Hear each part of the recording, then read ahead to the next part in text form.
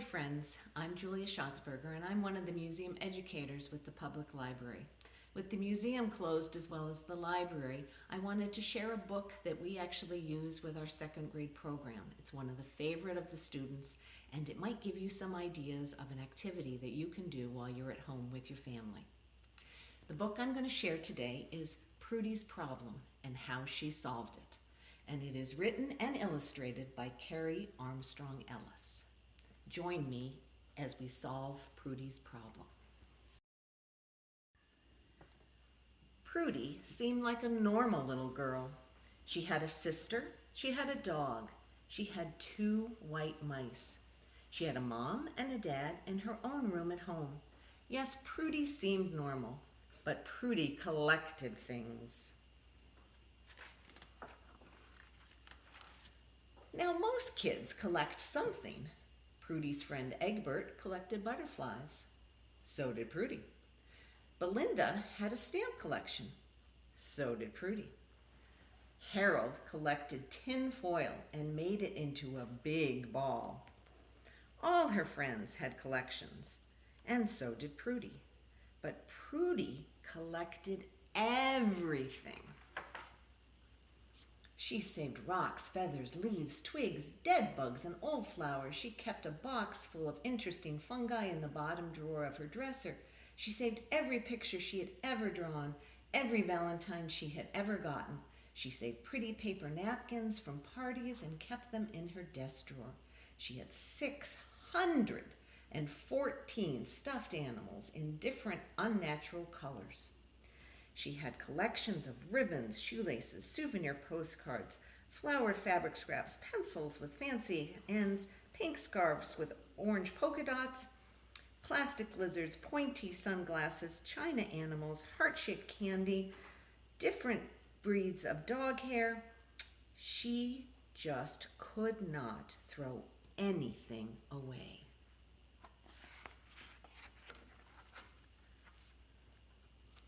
It drove her dad to distraction. He was a very tidy person who did not like clutter. He started saying unpleasant things as he tried to mow the lawn. "Prudy, you have a problem," he said. "What do you mean?" she asked. "You just have too much stuff. Why don't we haul it all to the dump?" "I don't have too much stuff, Dad," Prudy said. It even got to be too much for her mom, who did not mind clutter, but could no longer navigate the living room. "Maybe you could take all this stuff to the thrift shop," she said. "Surely someone could use this old mushroom." "I like that mushroom," Prudy said. "Prudy, you have to face your problem," said her mother. "I do not have a problem," said Prudy. Prudy's little sister started putting together collections of her own. "Uh-oh," said Egbert, eyeing Evie's little piles of twigs and used toothbrushes. "Prudy, how about if you packed everything all up and stuffed it into a rocket and sent it to Neptune?" "Yeah, that would solve your problem," agreed Harold and Belinda. "There is no problem," shouted Prudy.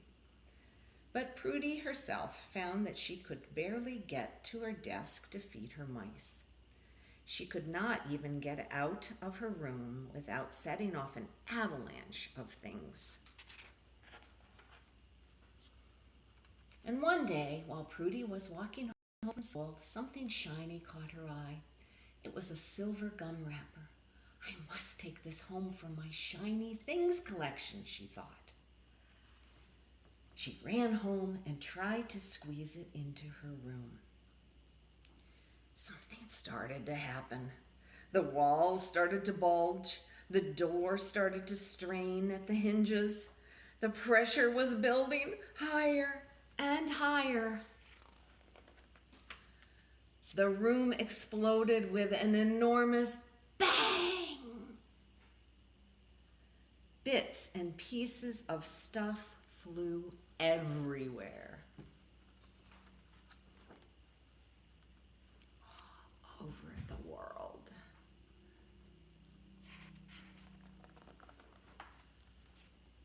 Holy smokes, said Prudy.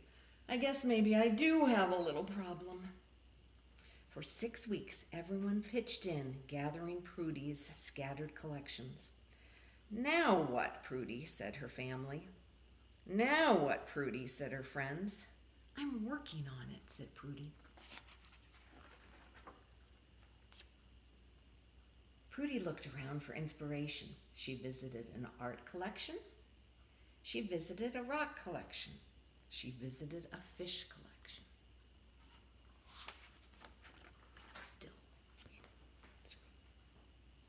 She went to the library to find ideas. At last, after many hours of scrutinizing stacks of books, she came up with a brilliant plan. With saws whirring and hammers pounding, everyone went to work.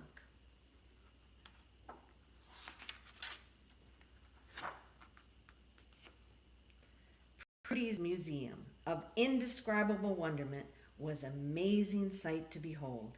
Everyone wanted to visit.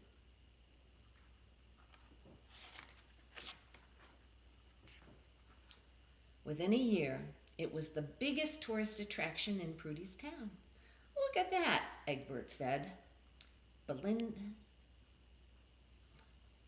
did you ever realize how many kinds of gym socks there are? I had no idea cheese rinds could be so fascinating, said Prudy's mother. Can I go to the gift shop? Said Evie. At last, Prudy's collections were neat and orderly and appreciated by everyone. Now she could sit back and enjoy the museum and all of her happy visitors.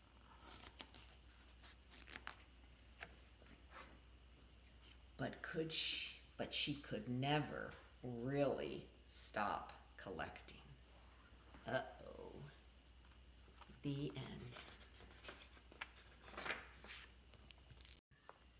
So I hope you enjoyed that book. As I said, it is one of my favorites, and I also like to collect things. Over my shoulder here, I've got my egg tree collection, I've got a shell collection, and some rocks. I tend to be a pretty tidy person, so I like to keep my collections in order, but every once in a while I realize I haven't really looked at them closely.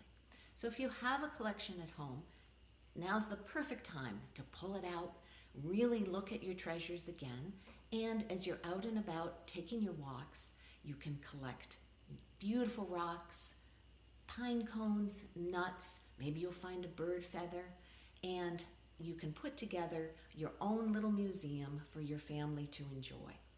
I hope you have a wonderful time as you're at home with your family, and we look forward to seeing you again at the Library and Museum very soon.